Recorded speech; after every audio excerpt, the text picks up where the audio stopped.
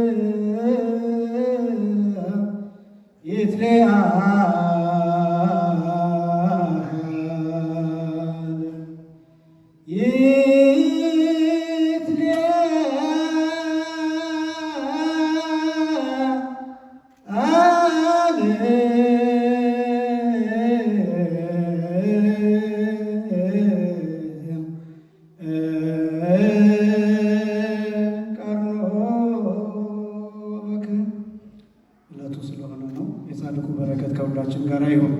የቅዱስ ያሬድ በረከት ይደርብን። ህየንተ በስመ አብ ነው። ብዙ ጊዜ በስመ አብ ማለት ሁልጊዜ ግድ አይደለም። የሥላሴ ስም መጀመሪያ ተጠርቶ ጉባኤው ስለተከፈተ ዋዜማም ቁመት ስለነበረ በየቦታው በስመ አብ ስለተባለ አይባልም እያልኩ አይደለም። ነገር ግን ግድ አይደለም፣ በተጀመረው መቀጠል ስለሚቻል ማለት ነውና አምላካችን እግዚአብሔር ለዚህ ሰዓት ስላደረሰን ስሙ የተመሰገነ ይሁን። ለተወሰኑ ደቂቃዎች ክርስቶስን ማየት በሚል ርዕስ ቆይታ እናደርጋለን። ነገረ ክርስቶስን በጥቂቱ ገልጣለሁ። በዚህ ርዕስ ማስተማር የወደድኩበት ምክንያት የምናከብረው የጻድቁ አባታችን በዓል ምክንያቱን ማሳየትና ነገ ደግሞ ለእግዚአብሔር ፈቃድ ታሪኩን የምንማርበት ይሆናል። ያው በዓላችን ነገ ስለሆነ እኛ የምናከብረው ስለዚህ ጻድቃን እንዴት ክርስቶስን እንዳሳዩና በምን ምክንያት ይህን ተጋድሎ እንደተቀበሉ በተወሰነ መልኩ በጣም ጥቂት ደቂቃዎችን ብቻ ወስጄ አስተምራለሁ። አምላካችን እግዚአብሔር ለሁላችንም ምስጢሩን ጥበቡን እንዲገልጥልን የእርሱ ቅዱስ ፈቃድ ይሆንልን። አንድ ላይ ላስቸግራችሁ፣ ክርስቶስን በሉ ሁላችሁ። ማየት ማንን ማየት? ክርስቶስን ማየት በሚል ርዕስ በተወሰኑ ደቂቃዎች ቆይታ እናደርጋለን። ጌታችን ያስተማረውን ትምህርት ራሱን በተመለከተ አንድ ያስተማረው ሁሉን የሚጠቀልል ሰፊ የሆነ ሀሳብ የያዘ አንድ ክፍል አለ። የዮሐንስ ወንጌል ምዕራፍ 3 ቁጥር 14 እና 15 ላይ ወበከመ ሙሴ ሰቀሎ ለአውሬ ብርት በገዳም ከማሁ ሀለወ ለወልደ እጓለ እመሕያው ይሰቀል ከመ ኩሉ ዘየአምን ቦቱ ይትሐጎል አላ ይርከብ ሕይወተ ዘለዓለም።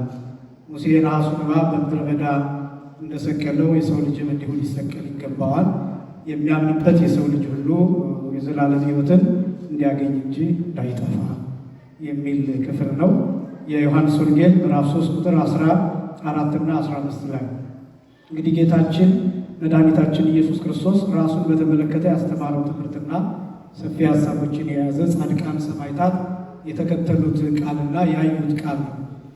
በቤተ ክርስቲያናችን የትኛውም ቢሆን አገልግሎት፣ የትኛውም ስርዓት፣ የትኛውም ምስጋና፣ የትኛውም ዝማሬ ማህሌትም ቢሆን ሰዓታትም ቢሆን ቅዳሴም ቢሆን ክርስቶስን ማሳየት ዋናው ዓላማ ነው። ዛሬ የምናከብረው ነገም የምናከብረው የጻድቁ አባታችን የአቡነ ተክለ ሃይማኖት በዓል በዋናነት እሳቸውን ማክበር ብቻ አይደለም። በጻድቁ በኩል እግዚአብሔርን ማክበር ነው ዓላማው። ክርስቶስን ማሳየት፣ ክርስቶስን መግለጥ ነው እንጂ ጻድቁ ብቻቸውን። ብዙ ጊዜ በማስተምርበት ቦታ ይህንን ቃል እጠቀማለሁ። ክርስቶስ የሌለው ጻድቅ አናውቅም። ክርስቶስ የሌለው ቅዱስ አናውቅም። በክርስቶስ ላይ ያልተመሰረተ፣ ስለ ክርስቶስ ያልተጋደለ፣ ስለ ጌታ ፍቅር ያልተንከራተተ ቅዱስ ጻድቅ የሚባል ሰማዕት የሚባል የለም። ካህን የሚባልም የለም። ሁሉም በክርስቶስ በኩል ያለፈ፣ ክርስቶስን ቤዛ ያደረገ፣ በክርስቶስ ቤዛነት የተጠቀመ፣ ከዛ በቅድስና ሕይወት በመንፈሳዊ ሕይወት የተመላለሰ እንጂ ከጌታ ውጭ ከክርስቶስ ውጭ የሆነ ቅዱስ የሚባል ጻድቅ የሚባል ሌላ አናውቅም። እና ዋናው ዓላማ የጻድቃን የቅዱሳንን በዓላቸውን ስናከብር ክርስቶስን ማሳየት፣ በጻድቁ በአባታችን በአቡነ ተክለ ሃይማኖት በኩል ክርስቶስን ማየት። ቅዱሳን የምንላቸው ልክ እንደ ዕንቁ የሚያበሩ እንደ አልማዝ የሚያበሩ ናቸው። እነዚህ ዕንቁ የምንላቸው አልማዝ የምንላቸው ጌጣጌጥ የምንላቸው ወርቅ የምንለው በዓለም ላይ የከበሩ የምንላቸው ማዕድናት በአጠቃላይ ብርሃን እስካለ ድረስ ብቻ ነው ጌጣቸው የሚታወቀው፣ ማብራታቸው የሚታወቀው። ለምሳሌ አልማዝ የሚባለው የፀሐይን ብርሃን እሱን አብዞርብ አድርጎ ወይም ወደ ራሱ ወስዶ ከዛ በኋላ ያንን ሲለቅ በምናየው ከለር ነው ጌጥ ውበት ብለን የምንጠራው። ጻድቃን የምንላቸው ሰማዕታት የምንላቸው ቅዱሳን የምንላቸው ክርስቶስን በመረዳት የእውነተኛው ፀሐይ ክርስቶስን ብርሃን ለዓለም እንዲፈልቅ ያደረጉ፣ እንዲታይ ያደረጉ፣ እንዲበራ ያደረጉ፣ እንድናውቀው ያደረጉ፣ እንድንረዳው ያደረጉ፣ በነፍሳችን በአይምሯችን በልባችን በሰውነታችን በኑሯችን በሕይወታችን ይሄ ብርሃን እንዲገለጥ ያደረጉ ናቸው ጻድቃን ሰማዕታት ብለን የምንጠራቸው። ለዚህ ነው ጌታም ሲያስተምር በማቴዎስ ወንጌል ምዕራፍ 5 ቁጥር 14 ላይ እናንተ የዓለም ብርሃን ናችሁ ብሎ የተናገረው ይህንን የክርስቶስን እውነተኛውን ብርሃን በነፍሳችን ውስጥ እንዲወጣ በምልጃቸው ስለሚያግዙን ነው። የጻድቃን በረከትና አማላጅነት ከሁላችን ጋር ይሁን። ክርስቶስ ራሱን በተመለከተ ኒቆዲሞስ የሚባል ሰው ሲጠይቀው ያስተማረው ትምህርት ነው። የዮሐንስ ወንጌል ምዕራፍ 3 ከቁጥር 1 ጀምሮ እስከ ቁጥር 22 ድረስ ለአንድ ሰው በአንድ ጊዜ የተሰጠ ትምህርት ነው። ለአንድ ሊቅ ኦሪትን ለተማረ የተሰጠ ትምህርት ነው። ኒቆዲሞስ ለሚባል ሰው ሊቅ ነው። ኒቆዲሞስ የሚባለው የአይሁድ ገዢ ነው፣ የአይሁድ አለቃ ነው። ሁልጊዜ እንደምትሰሙት እጅግ በጣም የተማረ ሰው ነው። ኦሪትን የሚተነትን የሚተረጉም ሕግ አዋቂ የሚባል ሰው ነው ኒቆዲሞስ። ፈሪሳዊ ነው። ነገር ግን ኒቆዲሞስ ለየት የሚያደርገው ጌታችን መድኃኒታችን ኢየሱስ ክርስቶስ በሚያስተምርበት ሰዓት የጌታችንን ትምህርት ያደንቅ ስለነበረ፣ ይገረም ስለነበረ፣ ተአምራቱን ያይ ስለነበረ፣ የጌታን አረማመድ፣ አለባበስ፣ እነዚህ ነገሮች በአትኩሮት ይመለከት ስለነበረ ለምን ራሴ ያልጠይቀውም ብሎ ጌታ በደብረ ዘይት በሚያስተምርበት ጊዜ ሌሊት ኒቆዲሞስ እየሄደ ጌታችን መድኃኒታችን ኢየሱስ ክርስቶስን ይጠይቀው ነበር እና ከጠየቀው ጥያቄ አንዱ መምህር ከእግዚአብሔር ተልከህ እንደመጣ እናምናለን። አንተ የምታደርጋቸው ነገሮች እግዚአብሔር አብሮት የሆነ ሰው ካልሆነ በስተቀር ሌላ ማንም ሊያደርገው አይችልምና ምንድነህ ነው የኒቆዲሞስ ጥያቄ። ከየት ነው የመጣኸው? ለምንድን ነው የመጣኸው? ምንድን ነው የምትሰራው? ምንድን ነው የምትፈልገው? ዓላማ ምንድን ነው? መጨረሻ ምንድን ነው? ግብህ ምንድን ነው? ይሄ ነው የኒቆዲሞስ ጥያቄ ጌታን የጠየቀው እና ጌታችን ደግሞ በጣም አስደናቂው ግለሰቦችን አግኝቶ ያስተማረበት ጊዜ አለ። ለሁለት ሰዎች ብቻ ያስተማረበት ጊዜ አለ። ለምታውቁት 5000 ሕዝብ ያስተማረበት ጊዜ አለ። ስለዚህ ጌታ ሲያስተምር ለግለሰቦችም እንደየአቅማቸው ነው ትምህርቱን የሚሰጠው። ለምሳሌ ለሳምራዊቷ ሴት ያስተማረው ትምህርትና ለኒቆዲሞስ ያስተማረው ትምህርት አንድ አይደለም፣ የተለያየ ነው። ለእሷ በሚገባት በምትቀዳው ውሃ ቀለል አድርጎ ነው ያስተማራል። ለኒቆዲሞስ ግን ኦሪቱን ነው ያስተማረው እና ለኒቆዲሞስ 5 ነገሮችን አስተምሮታል። የዮሐንስ ወንጌል ምዕራፍ 3 ከቁጥር 1 ጀምሮ እስከ ቁጥር 22 ድረስ ያለው ክፍል 5 ነገሮችን ይዟል። ስንት ነገሮችን ይዟል? 5 ነገሮችን። እንደሚሰማችሁ ለማረጋገጥ አልፎ አልፎ ጠይቃለሁ፣ አሳጥራለሁ። ከቱ ትንሽ አስቸጋሪ ነው፣ ልትጨነቁ ትችላላችሁ። 5 ነገሮችን አስተምሯል። ከነዚህ ከ5ቱ ነገሮች ውስጥ አንዱ ሰዓት እንዳይወስድብኝ አንዱን ብቻ ነው ማሳየው። ነገረ መስቀል አስተምሮታል። ነገረ መስቀል ማለት የጌታችን የመድኃኒታችን የኢየሱስ ክርስቶስ የመከራ ሁኔታ፣ የመከራ ሰዓት፣ የመከራ ጊዜ፣ አጠቃላይ መስቀል ምን እንደሆነ፣ መከራ ምን እንደሆነ ይህንን ያሳየበት ነው። የመጣው ለዚህ ስለሆነ ለዚያ ከነዚህ 5 ውስጥ አንዱ ጌታ ሲነግረው ሙሴ የመጣሁት ነው የሚለው ጌታ። እኔ የመጣሁት ሙሴ የናሱን እባብ ቀጥቅጦ በምድረ በዳ እንደሰቀለው እንዲሁ ልሰቀል ነው የመጣሁት ነው ሐሳቡ። እንዲሁ ልሰቀል ነው የመጣሁት። ሙሴ የናሱን እባብ ቀጥቅጦ እንደሰቀለው ልክ እንደዚያ ተቀጥቅጬ ልሰቀል ነው የመጣሁት ይልና ምክንያቱም ደግሞ ሲያስረዳ የሚያምንበት ሁሉ የዘላለም ሕይወትን እንዲያገኝ እንጂ እንዳይጠፋ ይል። ምክንያቱም በዚህ መልኩ ያስቀምጣል። ይሄ ታሪክ ደግሞ በብሉይ ኪዳን በኦሪት ዘኍልቍ ምዕራፍ 21 ከቁጥር 5 ጀምሮ እስከ ቁጥር 9 ታሪኩን ተጽፎ እናገኘዋለን። ትንሽ ብቻ ግልጽ እንዲሆን እሱን ላስል እና ይህ ታሪክ ምንድን ነው የሚለው እስራኤላውያን በአንድ ወቅት እግዚአብሔር ላይ አጉረመረሙ እና እግዚአብሔር ላይ ሲያጉረመርሙ እግዚአብሔር ሙሴን እንዲህ አለ፣ አራሴቦን ወደሚባል በረሃ ወደ ምድረ በዳ ይዛቸው ውረድ አለ። ይዟቸው ወረደ። በምግብ ምክንያት ስለሆነ እግዚአብሔርን አምተውት የነበረው የሚፈልጉትን ምግብ ሰጣቸው እግዚአብሔር፣ ውሃውንም አፈለቀላቸውና ከዚያ ግን እባብ፣ መርዛማ እባብ ተነስቶ እስራኤላውያንን ይነድፋቸው ጀመረ። መርዛማ እባብ እና እስራኤላውያን በጣም ደነገጡ፣ ማለቅ ጀመሩ፣ መሞት ጀመሩ። ወደ ሙሴ መጥተው ሙሴን ጠየቁት፣ ወደ እግዚአብሔር አመልክትልን፣ ከእኛ ኃጢአት ስህተት ከእግዚአብሔር ደግሞ ምሕረት ቸርነት አይታጣምና ወደ እግዚአብሔር አመልክትልን ብለው ጠየቁት። ሙሴ ወደ እግዚአብሔር ለመነ እና እግዚአብሔር ሙሴን እንዲህ አለ፣ አድናቸዋለሁ ግን ዝም ብዬ አይደለም የማድናቸው። ነሐስ ትወስድና ነሐሱን እሳት ውስጥ ታስገባዋለህ፣ ታግለዋለህ፣ ትቀጠቅጠዋለህ፣ እባብ አስመስለህ ትሰራዋለህ፣ በዓላማ ላይ ትሰቅለዋለህ። ከዛ ህዝቡን ትጠራለህ፣ ከዛ እንዲያዩ ታደርጋለህ። ከዛ ህዝቡ የተሰቀለውን የናስ እባብ ሲያዩ የተነደፉት ሰዎች መርዙ ከሰውነታቸው ይወጣል፣ ከደማቸው ይወጣል፣ ይፈወሳሉ። ያልተነደፉት ሰዎች ደግሞ የነሐሱን እባብ ካዩ በኋላ የእባቡ መርዝ አይጎዳቸውም፣ አይሞቱም። ይህንን አድርግ ብሎ እግዚአብሔር ለሙሴ ነገረ። የሙሴ በረከት በሁላችንም ላይ ይደረብን። ሙሴ ይህንን አደረገ። ከኢያሱ ጋር ወጥቶ ነሐሱን ወሰደ። ልብ በሉ፣ እሳት ውስጥ አስገባው። ከዛ ቀጠቀጠው። ከዛ እባብ አስመስሎ ሰራው። ከዚያ ዓላማ ላይ ሰቀለው። ከዚያ ህዝቡን ጠራ። ህዝቡ ወጣ፣ አዩት፣ ዳኑ፣ ተፈወሱ። እግዚአብሔር ሁላችንንም ይፈውሰን። አሁን ይሄ ታሪክ ነው፣ ይሄ ታሪክ ነው። ነገር ግን ወደ ሐዲስ ኪዳን ሲመጣ ነገረ ክርስቶስን፣ ነገረ ቅዱሳንን፣ የሰማዕታትን ነገር፣ ነገረ ቤተክርስቲያንን፣ አጠቃላይ የክርስቲያንን ሕይወት ማሳየት የሚችል ሰፊ ምስጢር ያለው ክርስቶስ በመጽሐፍ ቅዱስ አንብባችሁ የምታውቁ ከሆነ ያውቁታል ሊቃውንቱ እዚህ አካባቢ ያሉት ዲስከቨሪንግ ክራይስት ኢን ኦል ስክሪፕቸርስ ቢል አንድ መጽሐፍ አለ። ክርስቶስን በሁሉም መጽሐፍ ማግኘት ማለት ነው እና ሁሉም አይነት የመጽሐፍ ቅዱስ ዘርፍ፣ የመጽሐፍ ቅዱስ ቨርስ ክርስቶስ የሚገለጥበት ነው። ክርስቶስ ያልተገለጠበት ስለ ክርስቶስ የማይናገር የብሉይ ኪዳን ክፍል የትኛው ታሪክም ቢሆን ትንቢትም ቢሆን ተስፋም ቢሆን ሱባኤም ቢሆን ህልምም ቢሆን ራእይም ቢሆን የትኛው የመጽሐፍ ቅዱስ ጭብጥ የሚያርፈው ክርስቶስ ላይ ነው። ስለዚህ ይሄ ክፍል ደግሞ በተለየ ጌታ ራሱ ጠቅሶ ያስተማረበት ክፍል ነው እና ይሄ ክፍል ጌታን የሚገልጥ ነው፣ ክርስቶስን የሚገልጥ ነው፣ መስቀሉን የሚገልጥ ነው። ነሐሱ እሳት ውስጥ መግባት አለበት፣ በኋላ ጠይቃለሁ። ሁለተኛ ነሐሱ መቀጥቀጥ አለበት። ሶስተኛ መሰቀል አለበት። አራተኛ መታየት አለበት። እነዚህ አራት ደረጃዎች ማለፍ አለበት። ደግሞና ጠይቃለሁ፣ ተዘጋጁ። ነሐሱ መጀመሪያ እሳት ውስጥ መግባት አለበት። ሁለተኛ መቀጥቀጥ አለበት። ሶስተኛ መሰቀል አለበት። አራተኛ መታየት አለበት። ነሐሱ መጀመሪያ ምን ውስጥ መግባት አለበት? እሳት ውስጥ መግባት አለበት። ሁለተኛ ምን መደረግ አለበት? መቀጥቀጥ አለበት። ሶስተኛ መሰቀል አለበት። አራተኛ መታየት አለበት። እነዚህን አራት ደረጃዎችን ማለፍ አለበት።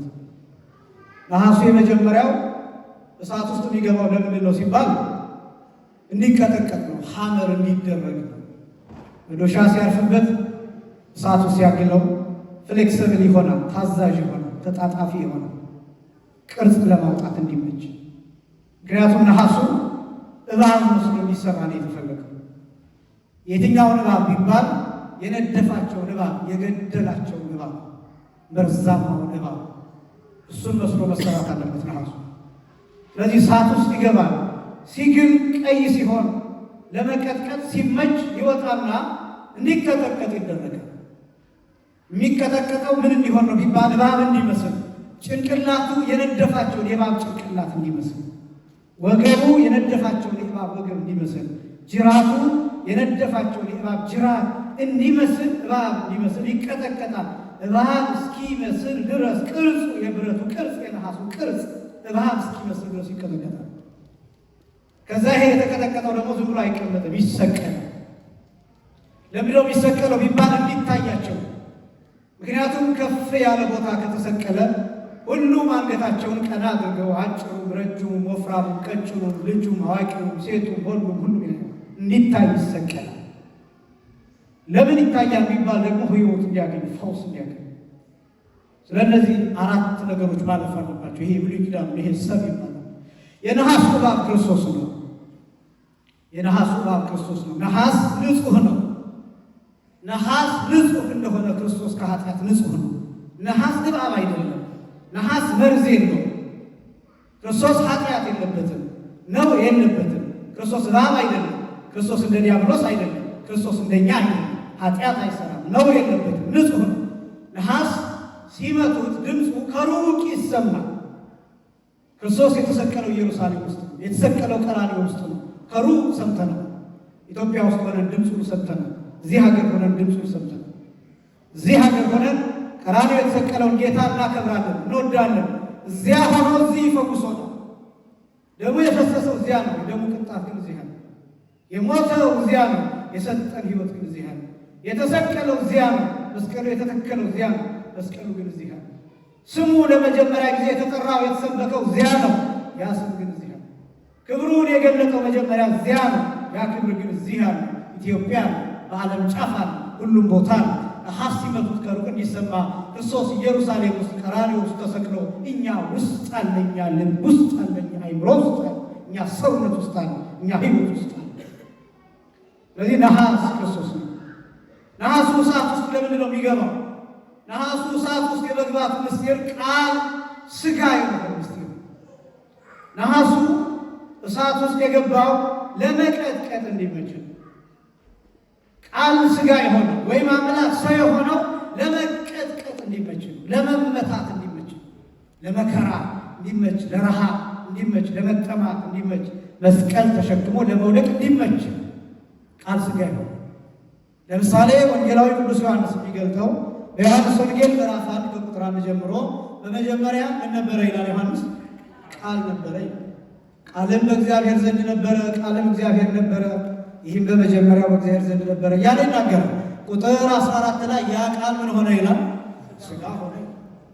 ቃል ነበረ በመጀመሪያ ሲል ምን ማለት ነው? አይራብም ነበረ፣ አይጠማም ነበረ፣ አይደክምም ነበረ፣ አይሞትም ነበር፣ አይሰቀልም ነበር፣ አይገሰስም ነበር። የሚነጭ ጢም፣ በቦክስ የሚመታ ፊት፣ ጉንጭ አልነበረ። የሚገረፍ ጀርባ፣ የሚሰቀል አካል፣ የሚደማ አካል፣ የሚፈረፈር ሥጋ፣ የሚላጥ ቆዳ፣ የሚመታ የሚታይ የሚቆጠር አጥንት አልነበረም። በመጀመሪያ ቃል ነበር። ሩቅ ቃል ነበር። ሩቅ ቃል አካላዊ ግን ማይገረፍ ማይዳሰስ ማይታይ። ከዚያስ ቃል ሥጋ ሆነ ብሎ ሲገልጥ ምን ማለት ነው?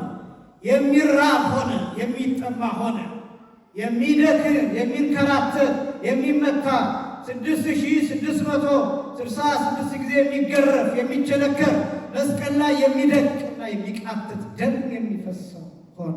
ቃል ሥጋ ሆነ። ደካማ መስሎ ተገለጠ።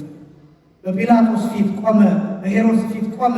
ወታደሮች ተሳለቁበት፣ ጭፍሮች ተሳለቁበት፣ ቀለዱበት፣ አፌዙበት። ልብስ አልብሰው እስኪ ዙር እንይ ብለው ተቀላለሉበት፣ ከት ብለው ሳቁበት። ምክንያቱም ቃል ሥጋ ሆነ። ስለዚህ ቃል ሥጋ ስለሆነ ተሰደደ። ቃል ሥጋ ስለሆነ መከራችንን ወሰደ። ቃል ሥጋ ስለሆነ በስሜታችን አለፈ። በእኛ ኢሞሽን አለፈ።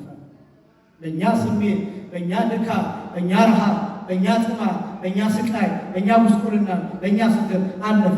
ክርስቶስ ያልተቀበለው ምንም አይነት መከራ የለም። ስለዚህ ነሐሱ እሳት ውስጥ ገባ። ይህንን ቅዱስ ቄርሎስ ሲተረጉም በከመ ሐፂን ይላል ዘይትወደይ ውስተ ላህብ እሳት ይላል። የእሳት ሙቀት ውስጥ ወይም የእሳት ፍም ውስጥ ወይም የእሳት ነበልባል ውስጥ እንደተጨመረ ብረት ነው። እንደተጨመረ ብረት ነው። ያ ብረት የእሳቱን ግለት ወደ ራሱ ይወስደዋል። ብረቱ ከጋለ በኋላ ልትጨብጡት ብትሞክሩ አትችሉም። ምክንያቱም ያቃጥላችኋል። ብረቱ በጠባዩ አያቃጥልም፣ ግን የእሳቱን ጠባይ ወስዷል። እሳት በጠባዩ አይያዝም፣ እሳት በጠባዩ አይለካል። በብረቱ አማካኝነት ግን ይታያል፣ ይለካል፣ ይዳሰሳል፣ ያቃጥላል እንጂ እሳቱ የብረቱን ጠባይ ወስዷል፣ ብረቱ የእሳቱን ጠባይ ወስዷል። እሳቱ ቃል ነው፣ ብረቱ ትስብእት ነው ወይም ሰውነት ነው። የመለኮትና የትስብእት ተዋህዶ የእኛና የእግዚአብሔር ደግሞ የጸጋ ተዋህዶ የመለኮትና የትስብእት የባህሪ ተዋህዶ ይገለጥበታል። ነሐሱ እሳት ውስጥ መግባት አለበት። ቃል ሥጋ መሆን አለበት። ቃል ምን መሆን አለበት? ሥጋ መሆን አለበት። ሁለተኛ መቀጥቀጥ አለበት። ነሐሱ እሳት ውስጥ ከገባ በኋላ መቀጥቀጥ አለበት። ለምንድን ነው የሚቀጠቀጠው አለን? እባብ እንዲመስል። ነሐሱ የሚቀጠቀጠው እባብ እንዲመስል፣ የነደፋቸውን መርዛማ እባብ እንዲመስል ክርስቶስ ተቀጥቅጧል። መቀጥቀጥ ማለት መከራ መቀበል ማለት ነው። የገለጥናቸው መራብ፣ መጠማት፣ መድከም። ይሄ ምን እንዲሆን ነው የተቀጠቀጠው ቢባል እባብ እንዲመስል ነው ክርስቶስ የተቀጠቀጠው። እባብ እንዲመስል ማለት የሚርመሰመሰው እባብ ማለታችን አይደለም። ኃጢአተኛ እንዲመስል ክርስቶስ ኃጢአተኛ አይደለም፣ ግን በኃጢአተኛ ምሳሌ መስቀል ላይ ተሰቅሏል። ስለዚህ ተቀጥቅጧል። 6666 ጊዜ ተገርፏል። አጠቃላይ ክርስቶስ የተቀበለው መከራ ድርሳንና ሕያው ሲገልጥ 19125 መከራ ተቀብሏል ይላል። 19125 መከራ። ብር አይደለም የነገርኳቸው፣ የገንዘብ ቁጥር አይደለም፣ ደሞዛችሁን አይደለም የነገርኳቸው። 19125 የጌታ መከራ አይነት ነው የነገርኳቸው። ይሄው ደግሞ በአይነት ይሄም ሰው የቆጠረው ዮሐንስ ወንጌላዊ የቆጠረው ነቤርዜሊ ነቤልቴዳ የቆጠሩት ጥቂት ሰዎች በአይናቸው ያዩት ለእኛ እንዲገለጥ እንዲታይ የተፈቀደው የመከራ ቁጥር ብቻ ነው 19125። ሌላው ይነገራል። በዛ ላይ ደግሞ የጌታ መከራ ሲገለጥ በሁለት ነው የሚገለጠው። አንዱ አካላዊ የሚባለው፣ ሁለተኛው መንፈሳዊ የሚባለው። አካላዊ የሚባለው በቀጥታ አካሉ ላይ የደረሰው ከራስ ጠጉሩ እስከ እግር ጥፍሩ ድረስ ባለ የደረሰው መከራ። መንፈሳዊ ደግሞ የሚባለው ረቂቅ የሚባል እኛ ማንገልጠው ከቋንቋ በላይ የሆነው፣ ለምሳሌ እኛን በደል መሸከም፣ ይሄ መንፈሳዊ ነው። ስለ በደላችን ደቀቀ ይላል ነቢዩ ኢሳያስ ሲናገር አይደለም። አሁን ይህን ማንም ሰው መግለጥ አይችልም። ይሄን የሚያውቁት በሰውነት ልክ የሚረዱት እና አቡነ ተክለ ሃይማኖት ብቻ ናቸው። በረከታቸው በሁላችንም ላይ ይደረብን። ጻድቃን ብቻ ናቸው ይህን መከራ ያንከራተታቸው። ለምሳሌ ጻድቁ አባታችን አቡነ ተክለ ሃይማኖት ከለመኑት ልመና አንዱ ያንተን መከራ ቀምሼ በሞት እፈልጋለሁ፣ እንዳንተ ሁኜ መሞት እፈልጋለሁ፣ ያንተን ስቃይ ማየት እፈልጋለሁ፣ ጅራፉን መቅፈስ እፈልጋለሁ፣ መቸገር እፈልጋለሁ። እዚህ ደረጃ ሲደርሱ መካፈል ይፈልጋሉ። የክርስቶስ መከራ በረሃብ እኮ ይካፈሉታል፣ ሰውነትን በመጉዳት ይካፈሉታል። 7 ዓመታት በጦር በጎንና በጎን ጦር ተክለው በመወጋት እኮ ይካፈሉታል፣ በመንከራተት ይካፈሉታል፣ ወንጌል በመስበክ ይካፈሉታል፣ በመታመም ይካፈሉታል። ግን ከዚህ በላይ ፍቅሩ እየበዛላቸው ሲመጣ ጌታዬ ቢያንስ አንተ በሥጋ የተቀበልከውን መከራ መቅመስ እፈልጋለሁ ይላሉ አባቶች። ቅዱሳን ሲበቁ እዚህ ደረጃ ሲደርሱ ጻድቁ አባታችን አቡነ ተክለ ሃይማኖት ያንተን መከራ መካፈል ስለምፈልግ ተገርፌ ተሰቅዬ መሞት እፈልጋለሁ። በቃ እዛ ደረጃ የሚደረስበት ያ ደረጃ ሌላ ነው። በነገራችን ያ ደረጃ ሌላ ነው። ስለዚህ ደረጃ በትክክል ማውራት የሚችሉት ገዳም የሚኖሩ በእውነተኛ ምናን የሚኖሩ ሰዎች ብቻ ናቸው። አላውቅም። እዚህም ሀገር በብቃት የሚኖሩ ሰዎች ይኖራሉ። የሰለጠነ ሀገር፣ ያደገ ሀገር ከተማ ውስጥ ሆነው የሚበቁ ሰዎች ይኖራሉ። በሰውነታቸው ሰንሰለት የሚያስሩ ከእግዚአብሔር ጋር እየተገናኙ ሌሊት የሚጸልዩ ሰዎች ይኖራሉ። እሱን አናውቅም። ሆስፒታል ውስጥ ሆነው አልጋ ላይ ተኝተው የሚበቁ ሰዎች ይኖራሉ። እሱን አናውቅም። በባህር እየተጓዙ በመርከብ እየተጓዙ በጀልባ እየተጓዙ ዓመታት በቀናት የሚንከራተቱ ሰዎች ሊበቁ ይችላሉ። እሱን አናውቅም። እነዚያ ሰዎች ብቻ ናቸው የክርስቶስን መከራ በጥቂቱ መረዳት የሚችሉት። ጻድቃን ይህንን የጌታን መከራ ሕይወት አድርገውት ይኖሩ፣ በክርስቶስ መከራ ተሰውረው ይኖሩ። ምናከብራቸው ለዚያ ዓለም ላይ ነው። በዓለም ውስጥ ኖረው እኛ በወደድናት ዓለም፣ እኛ በምንፈልጋት ዓለም፣ ለእኛ በምትጣፍጠን ዓለም፣ እኛ በምንሰደድላት ዓለም፣ ምቾት በምንፈልግባት ዓለም ውስጥ ሆነው ራሳቸውን ስለ ክርስቶስ መከራ ገድለው ቢኖሩ ቅዱሳን እነዚህ ያልተከበሩ ማን ይከበራል? ያው በዚህ ዘመን ራስ ወዳድ በበዛበት ዘመን፣ ክፉ በበዛበት ዘመን፣ ጨካኝ በበዛበት ዘመን፣ ተንኮለኛ በበዛበት ሀገር፣ ሁሉም ምቾት እና ውበት በሚፈልግበት ዘመን ጻድቃን ስለ ራሳቸው አይደለም ስለ ጌታ መከራ ትቢያ ነስንሰው የኖሩ እነዚህ አባቶች ያልተከበሩ ማን ይከበራል? ማን ይከበራል? የክርስቶስን መከራ እንዴት ሕይወት አድርገው እንደሚኖሩ እንዴት እያለቀሱ እንደሚኖሩ ደግሞ እኛ እንደምንገልጠው አይደለማ። እኛ ደካሞቹ እንደምንገልጠው አይደለም። እዚህ እንደምንቆምበት አይደለማ። እውነት ነው አይኖሩት። እነሱ እውነት ነው የሚኖሩት። አንዳንዶቹ ሳይስቁ ነው የሚኖሩት እና አቡነ ተክለ ሃይማኖት ሳይስቁ ነው የሚኖሩት። እንደ ቅዱስ ዮሐንስ ወንጌላዊ ፈገግ ሳይሉ ፊታቸውን እንደቋጠሩ እንባቸው ሳይሰቀቁ እየጨፈኑ አይደለም። ዓይናቸውን እንደገለጡ እንባቸው እየወረደ እያለቀሱ ነው የኖሩት። እነዚህ አባቶች ተከበሩ ማን ይከበራል? የክርስቶስን መከራ ሕይወት አድርገው ይኖሩ። እነዚህ ናቸው ሞቶም ውስተ ለጻድቃን ሕይወቶም ውእቱ የሚለው ቅዱስ ያሬድ የጻድቃን ሞታቸው ሕይወት ነው የሚለው ለዚህ ነው። ለምን? በክርስቶስ ተሰውረው የኖሩ ናቸው። ራሳቸውን በጌታ መከራ ገድለው የኖሩ ናቸው። ቅዱስ ጳውሎስ ይናገራል ሮሜ ምዕራፍ 8 ላይ እንከመሰ ይላል ንኤሪ ሕማመ ምስሌሁ ንኤሪ ክብረ ይላል። ከእርሱ ጋር መከራ የምንቀበል ከሆነ ከጌታ መከራ የምንካፈል ከሆነ ክብሩንም እንካፈላለን፣ በክብር እንተካከላለን። መከራውን የምናስብከው ስቃዩን የምናስብከው እስመ ሕማምን ይላል ቅዱስ ጳውሎስ እስመ ሕማምን ዘለሰዓት ቀሊል ክብረ ወስብሐተ አፈልፊሎ ይገብር ለነ የትንሿ ሰዓት መከራ እጥፍ ድርብ ክብር ይሰጠናል ነው የሚለው። የትንሿ ሰዓት የእነ አቡነ ተክለ ሃይማኖት ደግሞ የትንሽ ሰዓት አይደለም፣ የዕድሜ ዘመን የ100 ዓመት ተጋድሎ፣ የ100 ዓመት መከራ፣ የ100 ዓመት ስቃይ። ብዙዎቻችን ይችን ቀን ዛሬንና ነገን የሚከብደን ምንጨነቅ በጣም ብዙዎች ነው። የተወሰኑ ደቂቃዎች ትምህርት መማር የሚከብደን ብዙዎች ነው። ማህሌት ቆመን ማደር ካሁኑ የሚያስጨንቀን ብዙዎች ነን። ቅዳሴ ላይ ወገባችን የሚንቀጠቀጥ ብዙዎች ነው። ምቾታችንን ስለምንፈልግ እና አቡነ ተክለ ሃይማኖት ደግሞ 100 ዓመት አንድ ሴንቸሪ አንድ ክፍለ ዘመን 100 ዓመት ማለት ከ3 በላይ ትውልድ የሚፈራረቅበት ነው። 100 ዓመት አንድ ጻድቅ ሰውነቱን እየጎዳ የጌታን መከራ እያሰበ የኖረበት ነው። ምንድነው ምስጢሩ? ከጀርባ ያለው ምንድነው ሲባል የጌታን መከራ 19125 መከራ። ይህን በየአይነቱ ማሰብ መሬት ላይ የተጎተተውን ጌታ በአፉ ተደፍቶ አንገቱ ላይ ገመድ ታስሮ በአፉ ተደፍቶ በአለት የተጎተተውን ጌታ እሱን እያሰበ እላዩ ላይ የእሾህ አክሊል እነዚህ 70 የሚደርስ ነው የሚለው ድርሳነ ማየው የሚናገረው 70 ነው የሚደርሰው ነው የሚለው የብረት እሾህ አንዱ ከ70 መካከል አንዱ ተለይቶ ረጅም ነው። ጭንቅላቱን ሙሉ ለሙሉ አግኝቶት ልቡ ድረስ ነው የወረደው ነው የሚለው።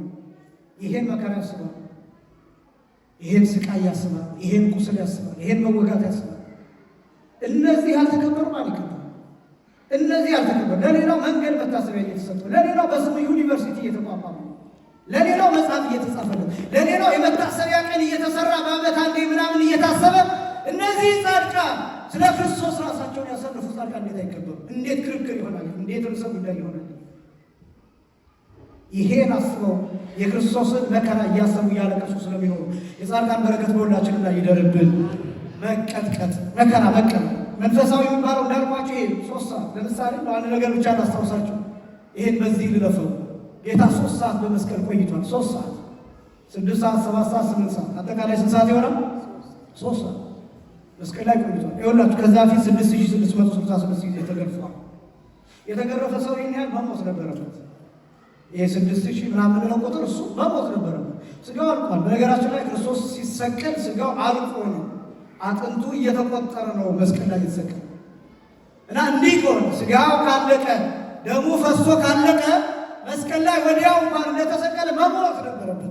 እንዲህ መጠየቅ ትችላላችሁ። ክርስቶስ እንደተወለደ ለምን አልሞተ? ሄሮድስ ለምን አልገደለው?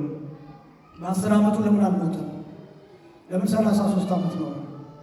ከዛ ደግሞ 18 ሰዓት የመከራ ሰዓታት አሉ የተለዩ። እነዚህ 18 ሰዓታት ብቻ ተለይተው የምን ይመስላችኋል? ከዛ ደግሞ ከ18 ሰዓታት ደግሞ 3 ሰዓታት በጣም የተለዩ ናቸው። ዓለም የጨለመበት፣ ፀሐይ የጨለመችበት፣ ጨረቃ ደም የሆነችበት፣ ከዋክብት የረገፉበት፣ ይሄ ያለንበት ጋላክሲ የተነቃነቀ የሚሰጥበት ዓለም በሙሉ ማለት ጠቅላላ ይሄ ሶላር ሲስተም እኛ የምናውቀው ማለት ነው። ይሄ ሶላር ሲስተም ሙሉ ጨለማ የሆነበት እኛ ያለንበት ዩኒቨርስ ጨለማ የሆነበት 3 ሰዓት ቅዱስ ሉቃስ ነው የሚናገረው። ይሄ 3 ሰዓት ጨለማ የሆነበት ምክንያት ምን እንደሆነ ታውቃላችሁ? ዓለም እንደገና እየተሰራ ነው፣ እንደገና እየታደሰ ነው። ግን ዓለም እንዴት እንደሚሰራ ታውቃላችሁ? ክርስቶስ መስቀል ላይ እየፈረሰ ነው ዓለም የሚሰራው። ያማ እየፈረሰ ስላችሁ ከመለኮቱ እየተለየ ማለት አይደለም፣ እየሞተ ነው ሕይወት የሚሰጥ። ክርስቶስ ልክ ሲሞት ደም ይፈሳል። ታስታውሳላችሁ? ከጎኑ ደምና ውሃ። ያ ማለትን ማለት ነው እርሱ ሲሞት እኛ ሕይወት እናገኛለን። ይህን ቅዱስ ኤፍሬም ብሎ ተረጎመው በዓሉ ውዳሴ ማርያም ዘዚህ አነ ሞተ ነሳ ወእንቲአሁ ሕይወተ ወሀበነ። የእኛን ሞት ወስዶ የእሱን ሕይወት ለእኛ ሰጠ። በእውነት አመስግኑት እግዚአብሔር። ልልል ብላችሁ እግዚአብሔር አመስግኑ። ይሄ የሚገባቸው ጻድቃን ናቸው፣ ቅዱሳን ናቸው። እኔና እናንተ ትንሽ የሚገባ አቅማችን ውስን፣ እውነት ለመናገር በጣም ውስን። ያን መርምረው የሚደርሱበት እነሱ ብቻ ናቸው። ያ ጨለማ ግን ያው ቅዱስ ያሬድ እንኳን ሲናገር ምን ይላል መሰላችሁ? በዚያ ጨለማ ውስጥ መስቀል ያበራ ነበር። ፀሐይ መስቀል አበራ፣ ዓለም መስቀል አበራ። ያ ቤተክርስቲያን መሰረት የሆነው መስቀል እንኩሉ ፀሐይ አራያ፣ ከሁሉ በላይ ፀሐይን አሳየ፣ ግን መስቀል አበራ። ያ ማለትም ማለት ነው ይቺ ፀሐይ ከሁሉ በላይ የነበረችው ፀሐይ ያን ጊዜ ስትጨልም መስቀል እያበራ ነበር። ለምን? እውነተኛው ፀሐይ ክርስቶስ መስቀል ላይ ተሰቅሎ ነበር። ዓለም የጨለመ ይመስላል፣ ግን ደግሞ ያ ዓለም ሲጨልም የክርስቶስ ብርሃንነት ግን በእያንዳንዳችን ነፍስ ውስጥ እንዲያበራ የተላከ ነበር። ያ ብርሃን እኔ የዓለም ብርሃን ነኝ የሚለው ቃል የተፈጸመው በዚያ ሰዓት ነው። ያም ሰዓት ያስቡታል። ይህ 3 ሰዓት ክርስቶስ እየተሰቃየ የቆየበት ነው።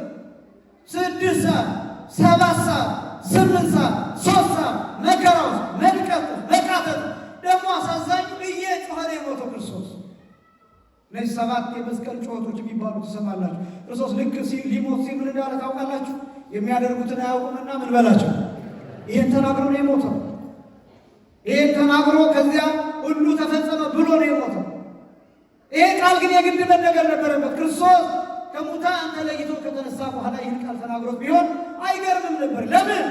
ክርስቶስ ከሙታን ተለይቶ ከተነሳ በኋላ የመከራው ስሜት፣ የችንካሩ ጥዝጣዜ፣ ጀርባው ላይ ያለው የጅራፍ መስመር፣ የግርፋት መስመር እሱ ከለቀቀ በኋላ እንዲያገኝ አይገርምም።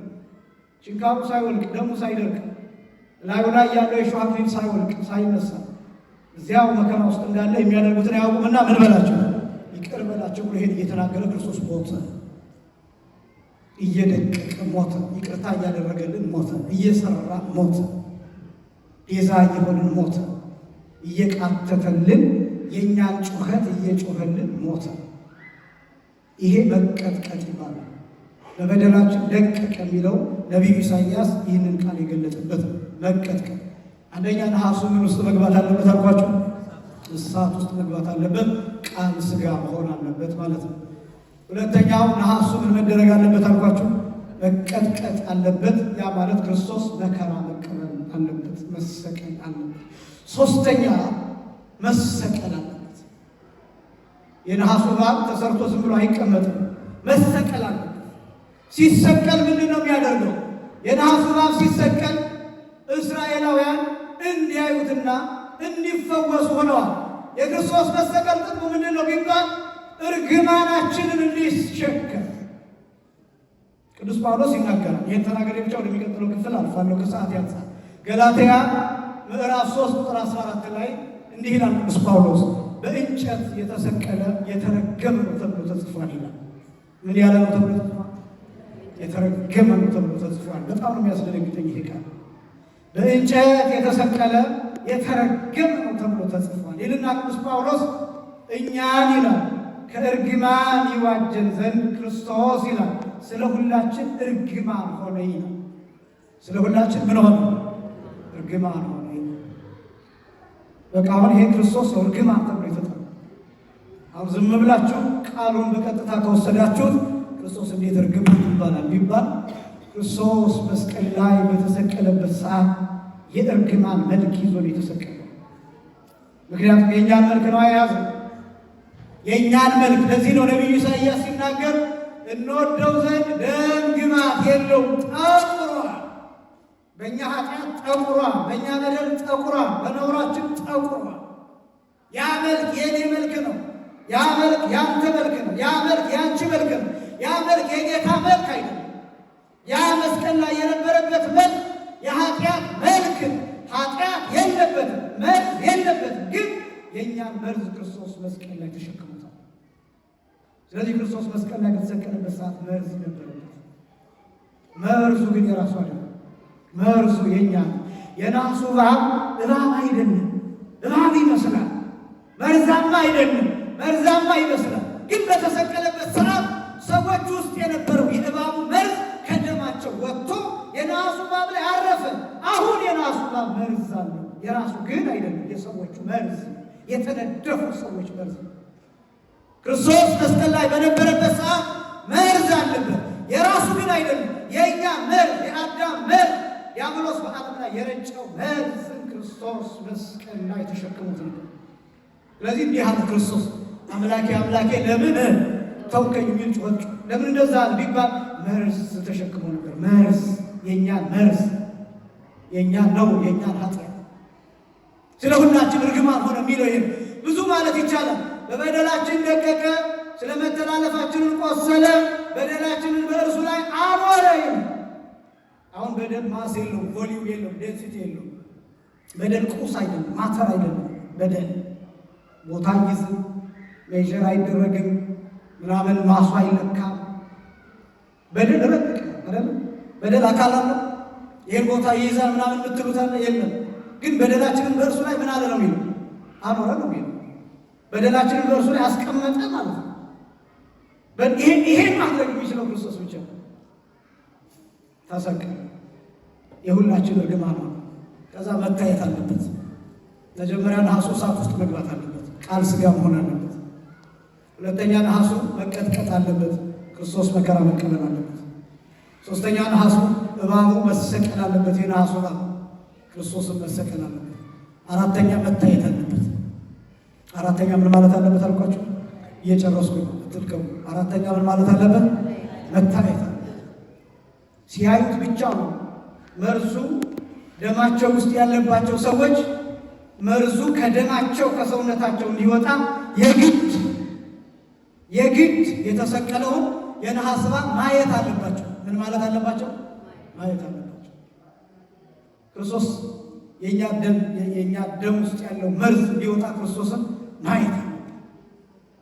ለእስራኤል የተነገረው አንዱ ይሄ ኦሪት ዘዳግም ምዕራፍ 28 ቁጥር 16 ላይ እስራኤል ስቅልተ ትርእየ ያለ ሕይወትከ ወኢትትአመና፣ እስራኤል ሆይ ሕይወትህን ተሰቅላ ታያታለህ፣ ግን አታምንባት። እስራኤል ክርስቶስን ሰቀሉ አይሁዳውያን። ከዚያስ ምን አደረጉ? ጀርባቸውን ለተሰቀለው ትተው ማየት ትተው ያለፈችውን ሰንበታቸውን ሊያከብሩ ወደ ቤታቸው ሄዱ። ከክርስቶስ ጋር እስከ መጨረሻው ተላለፉ። ከመተላለፍ እግዚአብሔር ሁላችንንም ይጠብቅ። ማየት የተሰቀለውን ክርስቶስን ማየት፣ የተሰቀለውን ክርስቶስን በአእምሮ ማሰብ፣ መከራውን ማሰብ፣ መስቀሉን ማሰብ፣ ቁስሉን ማሰብ፣ ርኅራኄውን ማሰብ፣ ይቅርታውን ማሰብ፣ ማየት ሁልጊዜ በአእምሯችን ውስጥ መስቀሉ የተተከለ እንዲሆን ማለት ያን የሚያይ ሰው ጤነኛ ነው። ያን የሚያደርግ ሰው እድሜው ይረዝማል። ያን የሚያደርግ ሰው ከድብርት ይድናል። ይህን የሚያደርግ ሰው ከጭንቀት ይድናል። ይህን የሚያደርግ ሰው ከእግዚአብሔር ጋር ይኖራል። ቅዱስ ጳውሎስ የተናገራቸውን ሁለት ጥቅሶችን ብቻ ማስረጃ ጠቅሼ ይጨርሳል። ገላትያ ምዕራፍ 3 ቁጥር 1 ጀምሮ ኦ አብዳን ሰብአ ገላትያ መኑ አይመመክሙ ከመ ኢትመኑ በጽድቅ፣ እናንተ የገላትያ ሰዎች ሆይ ለእውነት እንዳትታዘዙ አዚም ያደረገባችሁ ማን ነው ይልና ክርስቶስ በዓይናችሁ ፊት እንደተሰቀለ ሆኖ ተስሎ ነበር ነው። ክርስቶስ በዓይናችሁ ፊት ነው የሚለው እንደተሰቀለ ሆኖ ተስሎ ነበር። ለእውነት እንዳትታዘዙ አዚም ያደረገባችሁ ማን ነው? የከለከላችሁ ማን ነው? ክርስቶስ እንዳታዩ፣ መከራው እንዳታዩ፣ እንዳትጽናኑ አባት እንዳላችሁ እንዳታስቡ የከለከላችሁ ማለት ነው። ብዙ ሰው ክርስቶስ እንዳለው ስለማያውቅ የክርስቶስ ርኅራኄ ስለማያውቅ የሚቅበዘበዝ ሰው በጣም ብዙ። ቤተክርስቲያን ራሱ ማትመጣው ለምንድን ነው ሲባል አንዳንዱ ሰው ኃጢአት ስለሰራሁ ነው የሚል ሰው በጣም ብዙ። አያሳዝንም? ግን ክርስቶስ እንኳን አይደለም ወደ ቤተ መቅደሱ መተን ይቅርና ገና በቤታችን ሆነን ስለ ኃጢአታችን ስንጸጸት እሱ መጥቶ ነው የሚያቅፈን እኮ። አንዳንዱ ሰው ርኅራኄው አልገባም። አንዳንዱ ሰው በራሱ ስራ የሚጸድቅ ብቻ ይመስለዋል። በራሱ ስራ ብቻ የሚጸድቅ የጌታ ርኅራኄ የሌለው የሚመስለው የሚንከራተት ሰው በጣም ብዙ።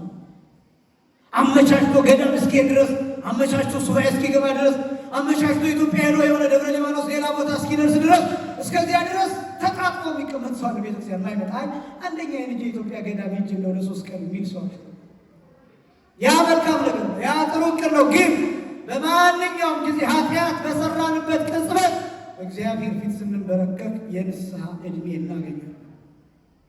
የንስሐ ዕድሜ በካህኑ ፊት ስንበረከክ ደግሞ ስርየት እናገኛለን፣ ይቅርታ እናገኛለን።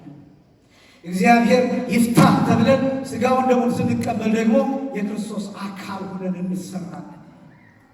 ይህን ማወቅ ያስፈልጋል። በማንኛውም ጊዜ፣ በየትኛውም ጊዜ፣ በየትኛውም ሰዓት፣ በየትኛውም ቦታ ክርስቶስ ስሙን ስንጠራ ሊደርስልን የታመነ ሊቀ ካህናት፣ የታመነ ሊቀ ካህናት። በየትኛውም ጊዜ ይህን ርኅራኄ እንድታውቁ ፈልጋለሁ። ይህን ርኅራኄ፣ ይህን መብት፣ ይህን ጸጋ፣ ይህን ቸርነት፣ ይህን ሀብት እንድታውቁት ያስፈልጋል። ስለዚህ ክርስቶስ ማየት ማለት ይሄ ጨካኝ አድርጎ ማሰብ አይደለም። ክርስቶስ ጨካኝ አድርጎ ክፉ አድርጎ ይቅር የማይምር የሚያሳድድ አድርጎ ማሰብ አይደለም። ክርስቶስ እንደዚህ አይደለም። ክርስቶስ ካላመንክበት በስተቀር ካልተውከው በስተቀር ክርስቶስ በየትኛውም ጊዜ ይቅር ሊል የታመነ ነው። እየው ክርስቶስን፣ እጁን እየው፣ ቁስሉን እየው፣ ለአንተ ነው። ሞቱን እየው፣ ለአንተ ነው። ግርፋቱን እየው፣ ሰንበሩን ቁጠረው ከፈለግ ለአንተ ነው። የደቀቀውን የተፈጠፈጠውን ጭንቅላቱን ስበው ለአንተ ነው። ቀራንዮ ላይ የተፈረፈረው ሥጋ ለአንተ ነው። የፈሰሰው ደም ለአንተ ነው፣ ለአንቺ ነው። እሱን አስበው። ያ ደም ዝም ብሎ ይመስልሃል? ከንቱ ይመስልሃል? ያለ ዋጋ ይመስልሃል? ያ ደም የኔ ደም አይደለም። ያ ደም ያንተ ደም አይደለም። ያ ደም ያንቺ ደም አይደለም። ያ ደም እዚህ ሀገር የተጨፈጨፉት በሚሊዮን የሚቆጠሩ አይሁዳውያን ደምም አይደለም። ዝም ብሎ ለኃጢአት ለበቀል የሚፈስ ደም አይደለም። ለምህረት ለይቅርታ የፈሰሰ ደም። ያ የደም ጥቅል ይቅርታ የያዘ ዓለም ላይ የተረጨ የይቅርታ ደም የሚባለው የክርስቶስ ደም ብቻ። ሌላው ሁሉ ይበቀላል። ሌላው ደም ይበቀላል። ሌላው ደም ይመራመራል። ሌላው ደም ይከሳል። ሌላው ደም ይወቅሳል። የክርስቶስ ደም ግን ማንንም አሳልፎ አይሰጥም። ለምህረት የፈሰሰ ለይቅርታ የፈሰሰ። ይግባችሁ ይሄ። ለሌሎቹ ንገሯቸው። በማንኛውም ጊዜ ብትመጡ ይቅር ልትባሉ ደም የፈሰሰላችሁ ሰዎች ናችሁ በሏቸው። ይህን ንገሯቸው። ክርስቶስ የሚታየው እንደዚያ ምንድን ነው አዚም የደረገባቸው? የመጨረሻ ቅዱስ ጳውሎስ እዚሁ ላይ ገላትያ ምዕራፍ 4 ቁጥር 19 ላይ ልጆቼ ይላል፣ ልጆቼ ክርስቶስ በእናንተ እስኪሳል ድረስ ምጥ ይይዘኛል ይላል። ምጥ ይይዘኛል ይላል። በጣም ከባዱ በዚህ ዘመን ክርስቶስን በትውልዱ ልቡና ማስቀመጥ። በእናንተ አይደለም፣ እናንተ በዚህ ትቸገራላችሁ ብዬ ስለማላምን፣ ግን በጣም ከባዱ በዚህ ዘመን ክርስቶስን በትውልዱ አእምሮ ማስቀመጥ በጣም ከባድ ነው። ረጅም ሰዓት ነገረ ክርስቶስን መስበክ በጣም ከባድ ነው። ብዙ ሰው የሚፈልገው የቤቱ ምናምን የጎርደው ጎድጓዳው ፖለቲካው ዓለም አቀፉ ምናምን መረጃ ከእነዚህ ነገሮች ጋር ያሉ ነገሮችን መስማት የሚፈልግ አንዳንዱ የራሱ ልት ይሄ ችግር ስላለብኝ በዚህ መጽናናት ትፈልጋለሁ ብሎ መስማት የሚፈልገው እሱ። ስለ ክርስቶስ ስታውቁና ስትረዱ ሁሉ ችግራቸው ይፈታል። በነገራችን ክርስቶስ መፍትሄ ነው። ክርስቶስ የምንሰብከው ተራ ሰው አይደለም፣ ታሪክ አይደለም። የምንነግራችሁ ሕያው ትኩስ ሁልጊዜ የሚሰራ በሀገር ሳይገደብ፣ በቦታ ሳይገደብ፣ በድንበር ሳይገደብ፣ በጊዜ ሳይገደብ፣ በዕድሜ ሳይገደብ፣ በጾታ ሳይገደብ፣ በእውቀት ሳይገደብ የሚሰራ ሕያው እሱ ነው የምንነግራችሁ። እሱን የሚሰማ ሰው መፍትሄ ነው። ልብህ ውስጥም መፍትሄ የሚኖረው ክርስቶስ እንዳንኳኳ ሲገባህና ስትከፍትለት ራት ስትበላ ከሱ መፍትሄው እሱ እና ጌታ ይህንን ለኒቆዲሞስ አስተማረ። እኔ በጣም የሚገርመኝ ምንድን ነው መሰላችሁ? ኒቆዲሞስ ይህንን ትምህርት ሰምቶ መቼ እንደገባው ታውቃላችሁ? ይሄ የመስቀል ዕለት ነው የገባው። ጌታ የተሰቀለ ቀን የገባው ይሄ ትምህርት እስከዚህ አልገባም። ክርስቶስ በተሰቀለበት ሰዓት ታውቀው የለ ኒቆዲሞስና የአርማትያሱ ዮሴፍ ናቸው የጌታን ሥጋ ከመስቀል ያወረዱት። እና ኒቆዲሞስ ወደዛ ሂዶ የጌታን ሥጋ ሲያየው ቅድም እንዳልኳችሁ ሥጋው አልቋል፣ አጥንቱ ብቻ ቀርቷል። ሁለት ሰዎች ብቻ ተሸክመው ያወረዱት፣ ወደ መቃብር የወሰዱት ሁለት ሰዎች ብቻ ናቸው። እና ኒቆዲሞስ ትዝ አለው ያ የነገረው ጌታዬ ሙሴ ነሐሱን እባብ ቀጥቅጦ እንደሰቀለው እንደዚያ ተቀጥቅጬ እሰቀላለሁ ያልከኝ ለካ እንደዚህ ልቅቅ ብለህ እንደምትሞት እየነገርከኝ ነው። ገባው ኒቆዲሞስ። ከዛ ደግሞ ቀጥሎ ያለው አለ ክርስቶስን ማየት እንዳንጠፋ የዘላለም ሕይወትን እንድናገኝ የሚያደርግ እንደሆነ ሲገልጥ የሰው ልጅ የሚያምንበት ሁሉ እንዳይጠፋ የዘላለም ሕይወትን እንዲያገኝ ሙሴ በምድረ በዳ የነሐሱን እባብ እንደሰቀለው ይሰቀላል። የመጣሁት ለዚህ ነው አለ ጌታ። ጌታ የመጣው ለዚያ ነው። ጌታ የመጣው ለዚህ ሆኖ ጻድቃን አባቶቻችን ቅዱሳን አባቶቻችን ይህንን በሕይወት ትርጉም አሳዩ። ስለዚህም ዕረፍታቸውን በክርስቶስ በኩል የተሰወሩትን ቅዱሳንን በዚህ መልኩ እናከብራለን። ነገ ታሪካቸውን እንመለከታለን። የጌታን መከራ በአይምሯችን በልባችን አሳድሮ ፍቅሩን በሰውነታችን እንዲያኖርብን የእርሱ ቅዱስ ፈቃድ ይሆንልን። የጻድቃን የሰማዕታት አማላጅነት ከሁላችን ጋር ይሆን። አሁን በሰላም አጠናቀን የዛሬ ዓመትን በሰላም ደርሰን እንድናከብር የአምላካችን ቅዱስ ፈቃድ ይሆንልን። ወስብሐት ለእግዚአብሔር። አብስረኒ ብስራተ